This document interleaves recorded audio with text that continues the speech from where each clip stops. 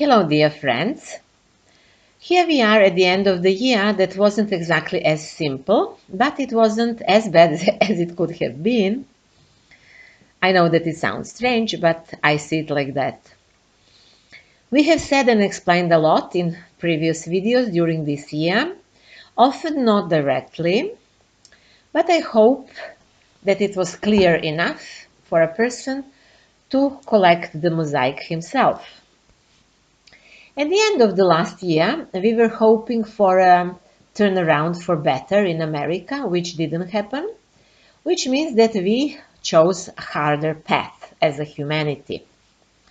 So let's hope that now, at the end of this year, next year, we will be more clever. Next year will certainly be extremely important for us.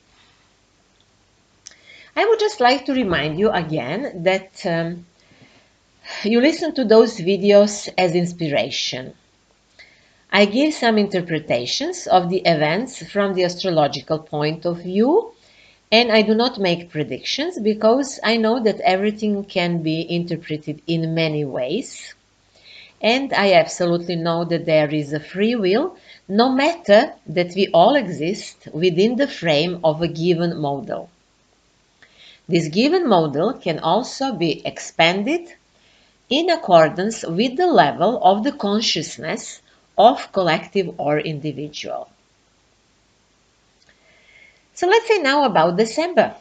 New moon is going to happen on the 4th of December in Sagittarius, which is also a solar eclipse. And full moon will be on the 19th of December in Gemini. Let me mention a few important transits. The Sun is in Sagittarius until the 21st, then it's in Capricorn. Mercury is until the 13th in Sagittarius and after that in Capricorn. Venus is all month in Capricorn and from the 19th is retrograde in this sign. Mars is until the 13th in Scorpio and then is in Sagittarius, And Jupiter is from the 30th in Pisces, the lucky star, lucky planet Jupiter, and everybody is now expecting Jupiter in Pisces. Hopefully will bring something good. And from the aspects I will mention in this video only one important aspect. This is the square between Uranus and Saturn, which will be exact between the 24th and 29th of December. The eclipse on the December 4th is the last in Sagittarius. The next one will come only in 18 years. If the Sagittarius were on the wrong path, if they were lost somehow, then those eclipses in Sagittarius brought them back to where they should be. And if until the year 2020 they lived in accordance with their integrity, then in the last year and a half they have entered new phase, perhaps happy and fulfilled, ready for a further new life mission, we can even say. At the mundane level, this eclipse can darken or can throw the shadow on a certain rulers or presidents of the states, and also can calm the situation on the satellites. For almost 2 years, they work on establishing new communication, and new technology was used for satellites and antennas. You know that they were putting some new antennas for some new fast internet. I'm not going to say precisely those words here. Perhaps you remember that while people were closed in 2020, especially in the spring, they launched more than 20,000 satellites and set up those antennas that are now almost everywhere. We can investigate what this actually was and how they are going to use it. It is worth trying. Everybody can do that. So in recent days, the Russian president has shown which technique they have for destroying satellites. And we can guess that the situation can be quiet for some time, because this what Russians show was very surprising for their enemies, who are attacking them almost every day now, from the Black Sea and from other places, which official media do not speak about. But Mars is still very strong, and it will be in Scorpio until the 13th, and then in Sagittarius. So it is possible that there will be still will be various types of fights and conflicts, as well as demonstrations of force in various ways. Not only that these demonstrations of force will be important in the political sphere, but all of us as individuals will have the opportunity to see how strong we are, whether we have our power under control, and whether we know how to use our power for the concrete purposes. And I speak here about the power of every kind. In November, I posted a video about the transit of lunar nodes, Rahu and Ketu, on the Taurus-Scorpio axis. And there I explained, based on astrology, that I don't think that it will be some very big war or extremely destructive war next year and a half, but some smaller conflicts and some smaller wars even are possible, especially fightings on the streets, because people will want to take control of the events. This is certainly not easy in our time to take this control. Firstly, because most of the people vibrate on the lowest possible vibration. This is the frequency of fear. Then secondly, because the perspective of today's man is narrowed by media and manipulations through media, so it's more and more and more narrow, so he's not really able to go out, many of them at least, to protest. Also, control is already established by using modern technology, so they are monitoring us all the time and they can send waves and do things. But protests on the streets have to be, they're very important, we need them, because we need to support each other and to see how many of us are ready for change. The total solar eclipse is visible only in the area of the Antarctica and a little above, more on the north, so it could be assumed that it does not affect the continents where people live, but we will see. It is important to know also that in the first week of December, the unconscious is very, very strong, stronger than conscious, both on collective and individual level, so an effort should be made to make conscious decisions or actions. It doesn't go smoothly. We need to make effort to be conscious. The last eclipse on the Sagittarius-Gemini axis announces some eventual reduction also of media manipulations, which can be possible in the next 6 months, which is hard to believe now. But as people say, everything is possible. We'll see. Then Venus is in Capricorn in December and further until the 6th of March in 2022. It is retrograde from December 19 to January 29, 22. This is a very interesting transit in the present time.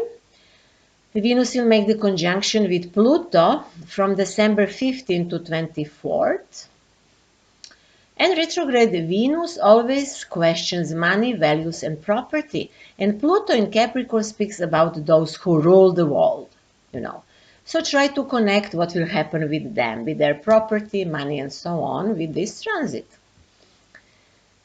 Venus also changes, retrograde Venus changes the hierarchy of values. Capricorns themselves will most probably ask themselves what is in the first place for them and what is on the second, the third, and so on. Or they will have to say what became less important to them. Also, it is possible that Capricorn people will re-examine what do they possess and what do they have at their disposal, either materially or in some other way. It's interesting that this is something what those ruling structures will also think about. The re-examination of values will also be dealt with by Libra, Taurus and Sagittarius. Sagittarius because they will have retrograde Venus in the second house. So those signs can have questions like why they don't appreciate me when I do everything for them. Why do people adapt what I am, who I am, what do I say? Why I cannot make more money? Why I cannot be more respected at my job or somewhere else and things like that. It may happen that women politicians take the lead or that there are some significant terminations or changes of the contracts in the highest level. Also, woman politician can appear and changes some of the agreements. It is possible to return to court if a lawsuit was previously rejected. So now we can continue something that was before rejected. Or delay, or there can be delay in process. So some process can be stopped now and be continued later when Venus becomes direct. And we know that very important process is underway. It is in Germany. And in this process, the creators of this chaos in the world are accused for the crime against humanity. This is the most important process that is now going on, so we'll see what will happen. With this transit of Venus, we will think about that what our new values have become. So many people are talking about that. Or we will think about that what became our norm in this time, or our standards, and whether is it right to have such standards. So let us just say a few examples of the logic of this of this perverted world we live in, let's say. For example, whoever is healthy have to sit at home locked down. Who is healthy should be treated. Then mass experiments on humans are allowed and normal. Then what is not prevention, it is used for the prevention. Then the fact that the wider problem is used as a means to stop the problem. This is what is going on. Then we also see the provisions of the Nuremberg court have been violated. Then in many countries, the regulations of the law are camouflaged in that way that a healthy and normal person has no legal rights, or his rights are endangered, and so on and so on. The last time when Venus was retrograde in Capricorn was at the turn of 2013 and 14. Think about that. Did you make any important decisions about money, partnership, interpersonal relationship of any kind in general or with a concrete person? Have you maybe sought the help of a lawyer, been on a court, changed contracts, or things like that? If so, now something will repeat and you can benefit from the knowledge that you gain around the year 2013 and 14. Then when Venus is retrograde, it is not a good period to start a new partnership, but it's a good time to end some partner or business relationship. It is possible that our old partners come to us, or love, we could say even, or that we question those old partnerships and compare them with the contemporary ones that we also question. And this is also about relationship of any kind and values of any kind. This is a period for ending relationship and processes, as we said. Retrograde Venus is useful for people who know how to buy on discounts and later cash it in the difference of the value of the goods which appears when Venus is direct again. Then Capricorn people particularly will feel this retrograde Venus, and they will feel maybe the end of one cycle, or will have some benefits from that what happened in the years 2013 or 14. With this Venus and this transit on the Taurus Scorpio axis that I mentioned, real estate can lose value, as well as anything else that is permanent and considered eternal or unchangeable. So now we'll see that everything can change. From the 13th day of the month, Mercury is also in Capricorn. And thus our attention turns to political events, like it is not enough, so now we have even more. And Machiavellians multiply, and political argumentation grows and grows with this. On an individual level, always busy Mercury and very fast Mercury helps people to endure, to be practical, to trade in a good way, and to find optimism always and to be active always, even if they are not really much optimistic. And of course, Gemini and Virgo will be most practical with this transit of Mercury because Mercury is their ruler. Then let's mention square of Saturn and Uranus. This square happened 3 times in the year 2021, and actually we felt it continually. Just it was not always strong. Sometimes during this year was less present in a way. It happened in February, in June, and will repeat now in December. Also will repeat in October 2022, and after that this tension will be less for the whole world. So now this square is exact between the 24th and 29th of December. And we talked a lot about this aspect in the video for the year 2021, that's my general video, and I also spoke in some other, even in some short videos. You can find them on YouTube. This square creates major conflicts between the two sides, provokes political enemies, and affects bad diplomatic relations. It brings a struggle against authority and also some sort of anarchy. Only, let us remind ourselves, we have seen anarchy so far by the ruling structures. They violate, the government of the countries violate and disregard law and regulations. The people, ordinary people, do not do that. So the anarchy is coming from above now.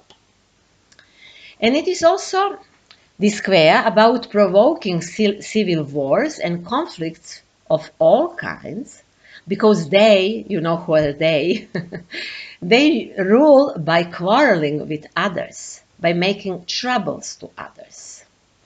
So at the same time, there is another side that rejects and suppress major conflicts, even if it's not visible. This side exists very much. And it is important for people to understand that we are not our enemies, but that behind all this is a director, or call it sponsor, who wants to create chaos in the world and to rule the entire world if it's possible. So, in order to achieve that, they are making those horrible wars everywhere in Arabic countries, in Ukraine, in former Yugoslavia, wherever they were. And they were sometimes very successful, of course. So all this is done by our common enemy, controlled by rage, like an exalted beast, like the beast which is on the end. So just let's be together and not be provoked. That could be the message. Then this square will show who has the strength to endure the reforms we are going through as humanity and who does not have this potential. That's why I call the December video controlled power. There is no room here for selfishness, for imposing one's will on others with power and threats, and if those traits appear, then they will probably be destructive for the one who nurtures them in himself. Again, this is true on both collective and individual level. One Russian political commentator recently explained what fascism is, so I would like to tell you that. So fascism should not be tied to historical fascism of Mussolini type, which existed, of course. But fascism can occur on any ideological background. So what he said, fascism is something that actively encourages the masses to, based on their conviction, support the elitist system of government so that injustice proves to be justice.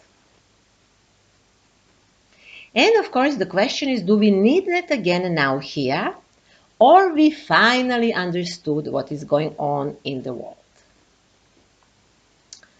In the lives of individuals, the square of Saturn and Uranus brings unexpected changes. So things can happen to people that they did not take into account, but of course, from this tension, some new quality is always born. One must certainly accept, at least in certain areas of his life, that something has been overcome and that goes into the past. When he accepts this, he opens up for new possibilities. This will be felt mainly by those people who have planets in Taurus and Aquarius, but also for those who have planets in Leos and Scorpio. It is only important with this transit to be honest with yourself and to do everything in accordance with authentic personal needs, and then you will see the results. And then a promising transit is coming. This is the entry of Jupiter in the sign of Pisces. Jupiter was already in the sign of his exaltation from May 14 until July 28 this year. And if you remember, there was a lesser pressure, mainly in all of the countries of the world. So they allowed people in this period to move more freely. This is completely ridiculous what we are talking here about because they gave us a little freedom. We could move a little bit more, maybe because we live in democracy within the framework of liberalism. Of course, I'm ironic, but that's how it was. It doesn't matter that it was ridiculous, but it was like that. So maybe we can expect the same thing when Jupiter enters Pisces again. Jupiter will be in Pisces for the most of the next year, not all the time, but almost all year. And from the definition from the astrological books, this Jupiter brings salvation and mercy, reduces hostility, awakens altruism, awakens the spiritual life, and encourages humanitarian actions. It is especially important that Jupiter is one of the general significators of children, and that this transit can help us to save children, if we use it in the best possible way, of course. So many know that children are in great danger in today's time, and we need to protect them. I guess you know what I mean. I do not support this at all, of course. If you do not know what I mean, check out my video with the title Uranus Retrograde in Taurus, Eugenics and Other Historical Parallels. I'm sure this video will help you to understand what do I talk about here. Well, in fascism, children do not belong to their parents, but to the system. That is why laws have passed in many countries around the world for years already that 14-year-old children can decide of their health and that parents must not interfere in their decision. That is why today's youth is hostile to their parents. Not all, but this is very typical for our time. The system teaches them that. And the system has put parents into position to keep quiet in order to keep their children, or because of the fear that they will lose their children. This all started in America actively in the last 30, 40 years. And then it spread all over the world, but it is, of course, old thing from the fascism and Nazism in Hitler's time. These are Hitler-Jungen, as they call them. So we have now that again. And of course, as I said, Jupiter can be useful for us to understand this and eventually to overcome this big problem. However, Jupiter in any position can have negative effects, you know. Its characteristic is that it exaggerates everything.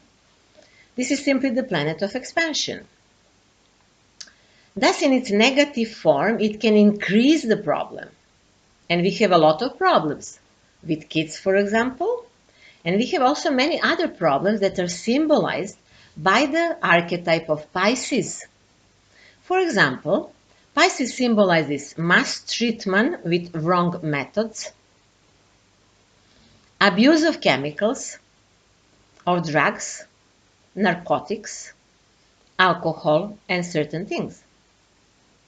Watch my video Neptune in Pisces to understand what Neptune is talking about if you don't know this. So imagine if Jupiter increases the problem now and,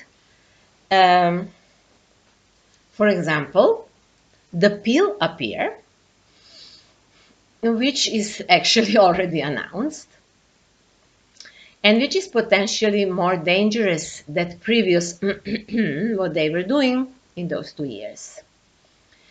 I will not talk about that in detail. I will hope that New Year will announce a change for better. While Jupiter is in Pisces and Ketu is in Scorpio, actually that can be very good time for health. It can be good time for regeneration. Let me explain that a little bit.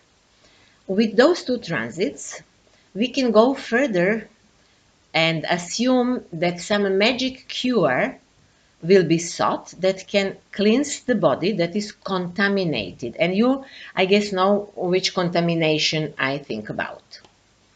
Then we can also open ourselves to possibility of finding a cure that can prolong life and save people who were discarded in some way because they were terribly ill or contaminated. And everything they offer as a medicine in today's time has also anti-medicine.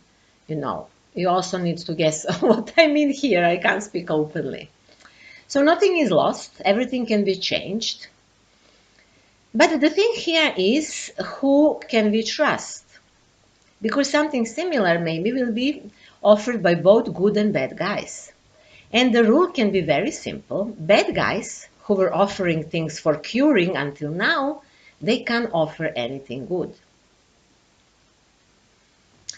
And we will talk more about Jupiter in Pisces next year.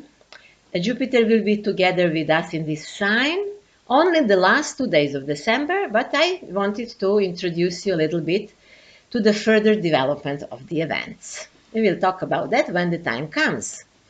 And that's basically all that I wanted to tell you in this video for December. If you want to have consultations with me, you can order it. All contacts are under this video. Just to tell you that I'm very busy in this time. So maybe we can make a contact in January or February or whenever, doesn't matter. I will offer the term if you are interested. And also all of the videos that I spoke about and everything that I mentioned, you will also find under this video on YouTube. Unfortunately, I don't have that much online materials in English as I have in other languages, but it is simply so. And at the end, I wanted to say, if you like the video, please like it and share it. Subscribe to my channel. Thank you very much as always. And until next time, I wish you to be strong.